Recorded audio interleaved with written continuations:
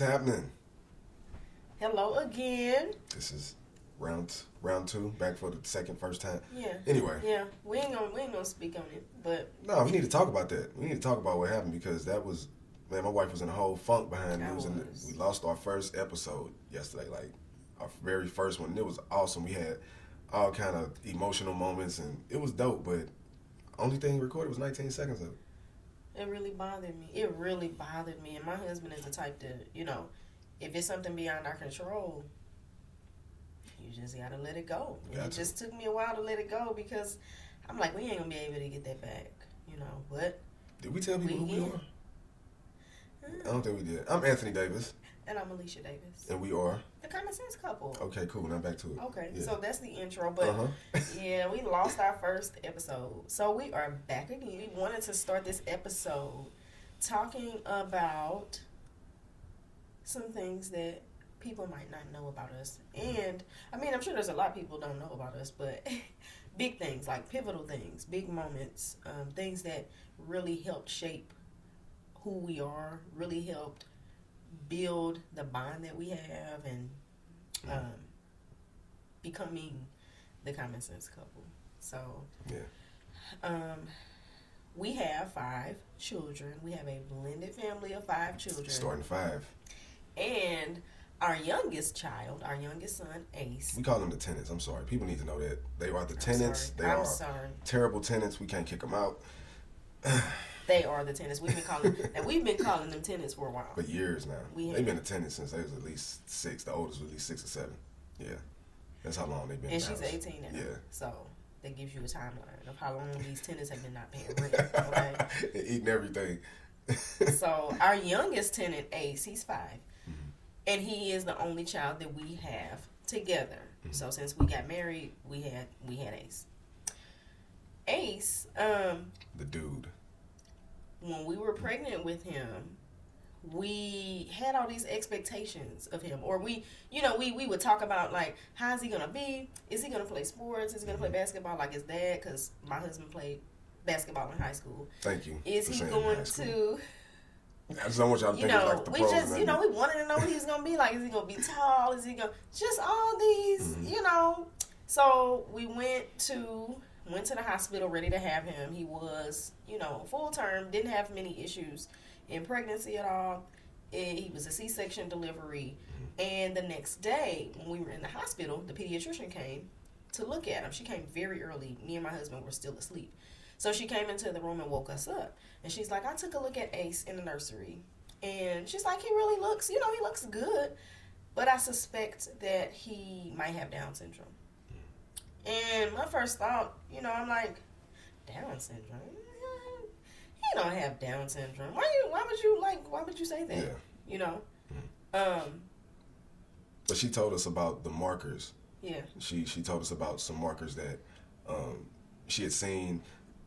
His nose was, kind of flattened out, and also it's like on one of his hands, the lines we have, they tend to have one that's just straight across. Mm-hmm. So he had those markers, and in his muscle tone, they said he had low muscle tone. So he was very flexible, bendable. He's super flexible. Kind of like Gumby a little bit. And so they had to, actually run some tests. They had to actually do genetic testing. They did find that he had 3 of his 21st chromosome, which is what Down syndrome is. Mm-hmm. It is also called trisomy 21. So most people get 1 chromosome from their mom, 1 from their dad, but his 21st, he had 3. He split into 3 instead of 2. So he did, in fact, have Down syndrome diagnosis. We did not know what to expect. Like, neither one of us have been around people with Down syndrome. Mm-mm. We know, the features of people with Down syndrome, but that was about it. Mm-hmm. So it was very scary. It was very unexpected. It was very hard. And I had this feeling of guilt behind my husband's first son. I'm like, this is his first son, and I know he he had the expectations like, oh, he's gonna be a cool dude, he's gonna be this, and we didn't know, we just didn't. Yeah, life can change in an instant like that, and that situation made us stronger. That brought us together, because some relationships tend to break up when things of that nature are just too great to bear. Yeah. You know, but it was something else. He had a hole in his heart as well, in one of his valves, and it was leaking. So he had to have a cardiologist.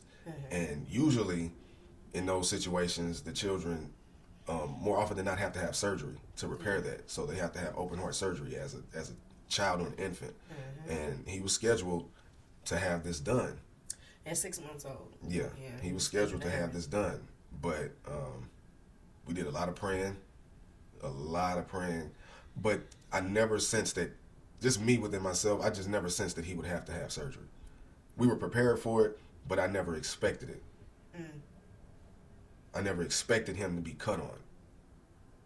And every time we went back for an update on his diagnosis, the doctor was like, this is a miracle. Like, this never happens. Yeah. He actually took Ace's case and showed it and presented it to other professionals, because when we came back, it would get smaller and smaller and smaller. And eventually the doctor said he doesn't need to have surgery. Like, the dude is amazing. Yeah. He's amazing. Yeah, man. We were so ecstatic. As far as his development, we didn't know what to expect. We just knew to expect delayed development. But his pediatrician told us the first time we saw him, don't limit him. Yeah. Like, don't baby him. Don't treat him any different than you treat your other children, because you don't know what he's capable of. And my husband balances me out so much, because I want to baby him because he's my baby. You know what I mean? Not just because he has Down syndrome, but that's my baby. And my husband's like, let him do it. Like, you can't do everything for him. So but he's amazing. He's amazing. Yeah. He's very cool, man. Yeah. That's my real life, my buddy. Like, I always wanted one when I was a kid. My mama never got me one, so I had to get old enough. Now I got a real life one. Yes. And he goes everywhere I go, like Man. the theme song. Like, he's there. Man, that dude will pass me up to get to his daddy. He will bypass me. He will put his hand up. Like, no, Mom, I'm not really trying to talk to you right now. I'm trying to get to my dad. But he's amazing. He's amazing. Yeah. All of our children are awesome. All of them. We just, that moment of having our first child, like, we were a blended family before Ace came. So, you know, getting accustomed to having children that we share with other people was already a challenge. Yes, that was very challenging. That was already a challenge in itself. Okay, so now we have our first child together, and we happen to have a child with superpowers. He does. He has them. And it wasn't any turning back. It's like I said, that some relationships break up. We've read online where people have actually just, they found out and they actually aborted the child. Yeah. Like, you look up numbers and they say, oh, statistics in Down syndrome are going down, but it's because they're being aborted. That's heavy. I couldn't see my life without him. You know, without any of them. But nah, he's the dude. He's super cool, man. Yeah. That's one moment. Not even a moment. That's a lifetime. It lifetime changed everything. Yeah. It changed everything, man. We went instantly. I went straight to Googling what are we going to need, like, just trying to get as much information as possible. Yeah. And we came across a lot of information. But the main thing was, in my eyes, was to not treat him any different. And I talked to him like I would talk to any other child. Like, hey, man, you tripping. Why is you doing that? You know, like, any other child, I talk to him that way. And he understands. I say, hey, man, look, cut it out. All right. Not with his mama, though. He is a steamroller over her, boy. That dude gets away with anything. That's different. No. All right, man. Let him have it. Look, she tried to undercut me every step of the way. I know. All right, now you're just being dishonest on the first episode. Like, really, the first episode he is undermine my authority every step of the way. So, anyway, back to this life that we have built to become this couple. Mm-hmm. Like, how did we become this couple? How did we become the common sense couple? Because prior to us learning more about credit, optimizing our own credit, building our credit very rapidly, personal credit, business credit, and learning how to create businesses and invest in other businesses, to buy us the freedom to do this during the day, to be with each other, to take kids to school, take Ace to school. Like, we were the only couple that you would see at the school taking their child to school, picking their child up from school. Yeah, Only couple. it's rare. You don't even see it anymore. I mean, it's rare in our community. It's also rare in society. It's not on TV no more. We don't have that example anymore. You know the examples that we get on social media. It's not the best. So we know that we have a responsibility. We're not perfect by any means, but we understand our purpose. And we've been told that we're inspiration. And we thank people for that. You know, we just try to keep each other strong and our family strong. And if anyone out there can take some type of inspiration from that, that's beautiful. We enjoy that. That's what keeps us going, because it needs to be seen more in our community. Yeah, it just a positive black couple. We are just normal people, but what we have with each other, what we have built and what we have created, we believe is a rarity. To be able to live, work, get along with, truly like and love your spouse is not something that we see all the time. No, but it's not something we see all the time. How do you get there? Or where does that start? I don't say how you get there, but where does that start? Well, as you always say, it starts with you before it gets to two. So before the family, we as individuals just had to be solid. Yeah. You have to be willing to be open, transparent. And one thing that attracted me to my husband is that he was very honest with me. He was very honest, even if it was something that I knew, or the answer might hurt my feelings, or it might be something that I didn't really want to hear. He was going to answer it truthfully. And at his core, he's been that way. Like, that's just him. And back to talking about when we had Ace, that the way that he was, like the way that he displayed love and care for Ace, like despite the situation, despite this is my first son, and you know, I don't know what's gonna happen with him. You know, he didn't walk until he was 4.5. Yeah. And my husband has just been there like every step of the way, and it was just the most beautiful thing to me. It was the most beautiful thing. I don't know what I expected, you know, but that just really, really, really heightened the way that I feel for him. Like, I highly respect my husband. He's an amazing man. Oh, keep going. Hey, look, let me go and check out. Let me get on the other side so I can watch you saying this. But the thing is, I believe that he feels that way about me. Definitely. I mean, not exactly, because a man's role is different than my role. But I believe that is a key thing that keeps us in sync. Like, keeps us close, keeps us together, is that we respect one another, we admire one another, we like one another. Like, I love spending time with him. Yeah. I love, even though we have the schedule, the freedom of schedule, we are together a lot. Some people get tired of each other. We do, we do sometimes have space, but he just rarely gets on my nerves. I know I get on his nerves more than he gets on my nerves. Man, look. But you know, it is lovely. I cannot imagine going through this journey with anybody else. I can't. And that's real. That's how I feel. I always tell you that my wife inspires me to become a better man, a better person, a better father. Just her drive.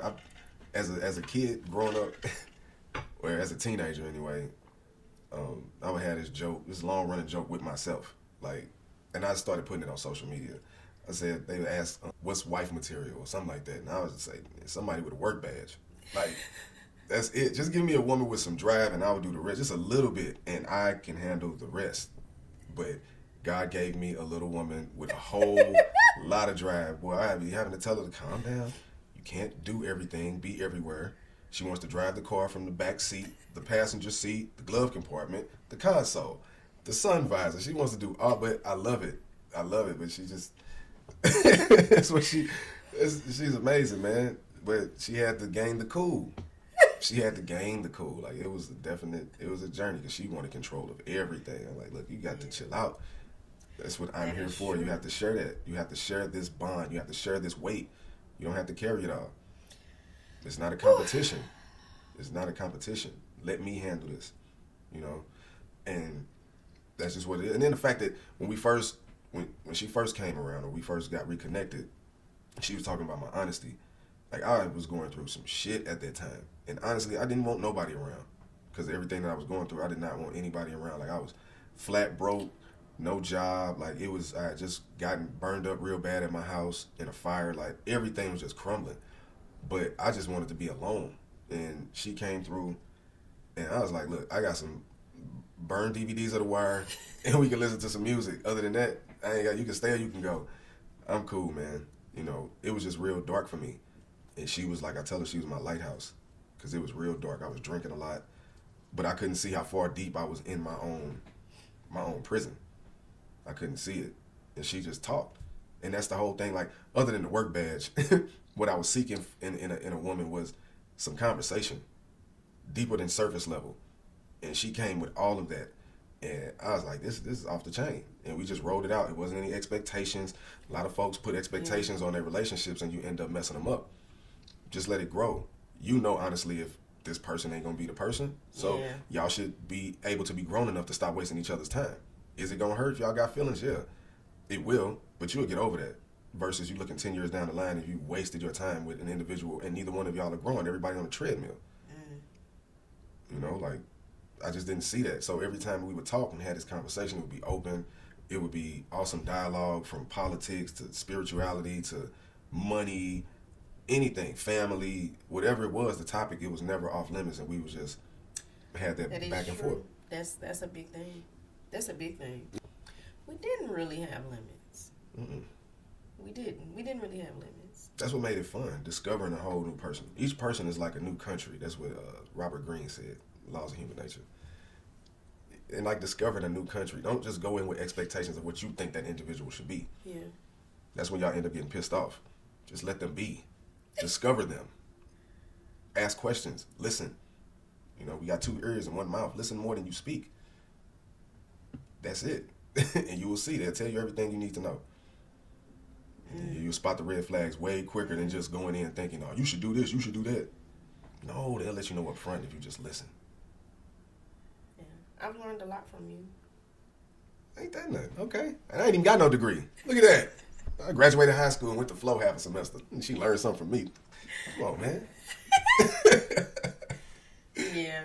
I've learned a lot from you. Like you say, I inspire you. You have definitely made me a better woman. You've made me a more calm woman. Like, I had to get a handle on my emotions because I would just flip. I still cry all the time, but as far as just like letting my emotions spiral out of control by something that I've made up in my head, I was good for that. I was good for that. But now I'm able to stop and think more. Like, what would my husband say in this situation? Here we are today. Yeah. Here we are today. And we got a lot more to share that I'm sure will inspire somebody, or I'm sure it's relatable, to other couples. So it's growth. Yeah. Growth. Like that. Yeah. It's growth, man. It's growth. What you just described is all growth. You develop a skill of thinking critically in situations where you don't need to speak all the time. You was good for just letting it go. You was. I'm like, hey, man, you don't have to chill out. You can't have me in situations behind your mouth. Like, this dude 300-400 pounds. Like, we gonna run. You can't get us in these situations, but she's gotten a whole lot better at that. Like, it's amazing to see the wheels turn when you are going there. I'm like, yeah, she got it. She got it. It's because that could get you in so much trouble, and it's gotten people in so much trouble just reacting rather than thinking. People don't want to think. It's hard to think. When you don't want to think for yourself, you're able to be controlled. Period. He who angers you controls you. People go to social media just to be offended. Social media is controlling you. Why are you looking to be mad? That hurts physically. You just want to be offended. I don't get that. But you're able to process stuff and get your emotions in check prior to making a decision. Mm-hmm. Sometimes everything don't need to be said, even if you're right. You don't need to make a point all the time. Yeah. Just cool out. It's all right. I got it now. Like my wife was saying, it starts with you before it gets to two. Anything starts with you first. Anything, and it starts in your childhood, whatever it may be. I spent a lot of time alone as a kid, even though I had a sister, older sister, and grew up with a bunch of cousins. I spent a lot of time alone because I was the youngest. So within that, I found something there with me. Yeah. Like I said, I would spend time with my grandmother a lot, but being alone as a child had put something in me. Like it just did, to where I felt like no matter what, I was gonna be okay. And I would be at my other grandmother's house in Berkeley. I would be over there and I would climb this tree, and they would always tell me, don't climb these trees, stay out the trees, you're gonna get stuck, whatever this was. And I didn't listen. I never listened. And I was climbing them anyway. And I ended up getting stuck. I'd be up there for a minute scared, like, how the hell I'm gonna get down? How I'm gonna get down? But I would tell myself, I'm a Davis, I'm gonna be all right. Now, I don't know what mentally that did for me, but whenever I would say that, it would be like, all right, we're gonna figure this out. We're gonna get down, we're gonna be all right. And then I get down, I'm like, I knew it. Like, I'm fine. And I carry that with me. I lean on that a lot. So when it comes to leaving the job, most people will be paralyzed. I can't leave GM after all this time, all these benefits and all of that. And I get it. I understand it. I get it. But for me, man, I knew I was going to be all right. I knew it. I know it. No matter what's going to happen in this life, I know deep inside me, I'm going to be straight. And if I'm straight, then my family's straight. Like, there's no fear as far as going and creating and living life. Like, God had planned that, so I believe in that. I do. Ain't no other man controlling what I got going. That's just real. I'm here, and I'm just going to do what I want to do. I can't live no other way. So the transition going from a job to this, what was big for me right now, and I'm still fighting the battle, is the discipline, the self-discipline. I know I got dope self-discipline amongst most people, but if I know I need to hone it in even more. And once I do, I know what's coming because it's already started to change. This is why we're here. It was a lack of self-discipline that we didn't have this podcast going right now. We didn't have a schedule. We still don't have a schedule, but our discipline is getting more and more in line. Yeah. And I love it. I love that. Yeah. Once I figure out a system, it's a wrap. So it was no fear. Just like, people ask about the proposal and all that. When I got the ring, were you scared? No. It just felt right. It was easy. She seen it. She liked it. We was in the mall. And that was it. And, I went to the bathroom. We walked somewhere. She was in the store, another store. I said, I'll be right back. And I went and got the ring. It was just like that. It wasn't even a thought. So when it came time to leave the job, it wasn't even a thought. I prepared myself. I done the research on the information. My personal development was huge. Reading a lot of books. Yeah. Getting information on credit and life and just becoming a better person. I cut out a lot of bullshit. I cut out a lot of negative social media. I cut a lot of just dead time that was going nowhere. I cut a lot of that out, and now we're here. I cut out some more, and no telling where we're going to be. And it's going to happen, so I'm waiting. I'm expecting it, We juggle a lot. I think sometimes we might make it look easy to some people on the outside, but yeah, it's a lot. we juggle a lot. It's a lot. It's a lot y'all don't know about yet. Like, faceless businesses that we have. Like, we building stuff. Yeah. We building stuff. But we're glad. We are glad to be able to share our journey. The purpose, a big purpose behind the podcast is David Shantz has been saying it. Shout out to David Shantz and Social Proof. David Shantz has been saying, like, you need a podcast. Get a podcast. Get a podcast. Do it now. Do it. We here now. We are here. We listening. It took us a while to get everything together, but we got it. We got it together. And we're still going to get it. We and got I other stuff to believe get, that, aside from, like, we talk about credit all the time. We're going to definitely share those things. But I really believe primarily that just us being who we are, us being the couple that we are, the life that we have is definitely going to resonate with a lot of people. That's just been the power of social media, period. You can connect with people that you wouldn't have otherwise connected with, you know, pre social media or before the internet. So I think it's awesome. Like, there are people that inspire us. There are people that we've watched go from the bottom to just really accomplishing all these goals. So we just look to that because we know that's where we're headed. So, and this was one of the goals. Actually, we've been doing, not podcasting, but we've been recording ourselves in talking about, I mean, basically audio though, back in, years ago. But we've been having content. We've been doing this for a minute, and we had to go through those conversations and see what content we could pull. But I know it's a lot in there. But yeah, social media, using it correctly can really take your family through the roof. Like, sharing stories, that's all we're here for, is to help. We want to help. And this helps the community, definitely. You know, especially teaching your kids, teaching your children about credit and how to use money. I didn't have that. I ended up messing my credit up at 18. It was a wrap. So by the time I was 26, I was in my mother's basement sleeping in a recliner with a 1-year-old. Like, I didn't have any place. I was basically homeless. I didn't know anything about credit or how to utilize it, how to use it. None of that. But I would be a horrible person to not teach my children this knowledge, to not give them this game. Because if my parents knew, they would have given it to me. My parents loved me and my sister. They would have done it. This is information they didn't have. But now that we have all these phones and computers and whatnot, you're just willingly going to continue to not use the information. Like, all right, kid's going to be mad 20, 30 years from now. I'm telling you. If all you told them was how to get money back in the 80s and 90s, like, it's going to be ugly. You don't want them cows to come home. I think people feel comfortable just not knowing. Not knowing stuff.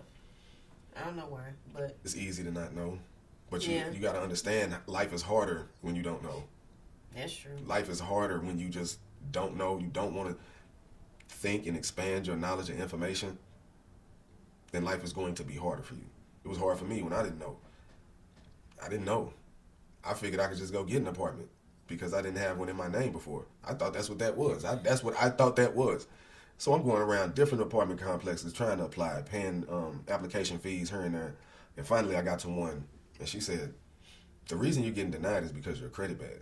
Your credit is not in position. And she showed me, she was like, it's not really messed up. It's only a few accounts. If you get this cleaned up, then you would be straight. That was in, like I said, I was about 26 at the time. I'm now about to be 42. I didn't really understand what she was saying until I was like 35, 36. I feel like I was robbed because I didn't have this information, man. I lost all that time. And it was just about learning the credit game.